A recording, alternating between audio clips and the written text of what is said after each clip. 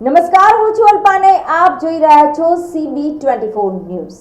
જૈન ધર્મના અંતિમ તીર્થંકર પરમાત્મા મહાવીર સ્વામીના નિર્વાણના 2550 વર્ષની ઉજવણીના ભાગરૂપે અમદાવાદમાં આગામી તારીખ 18 થી 22 એપ્રિલ દરમિયાન ભવ્યાતિભવ્ય દીક્ષાંત સમારોહ યોજાવા જઈ રહ્યો છે.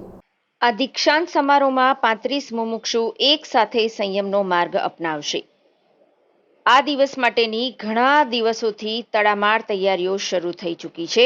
સંયમના માર્ગ પર ચાલનારા 35 મુમુક્ષુઓમાંથી કેટલાક વેપારી છે, તો કેટલાક વિદ્યાર્થી અને કેટલીક ગૃહિણી પણ છે.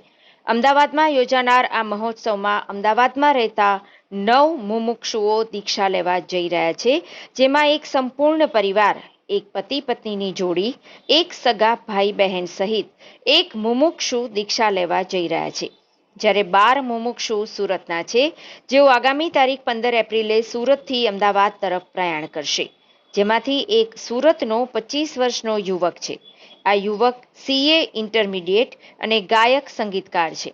આ યુવક તેનું સાંસારિક જીવન છોડી સંયમના માર્ગે પ્રયાણ કરી રહ્યો છે.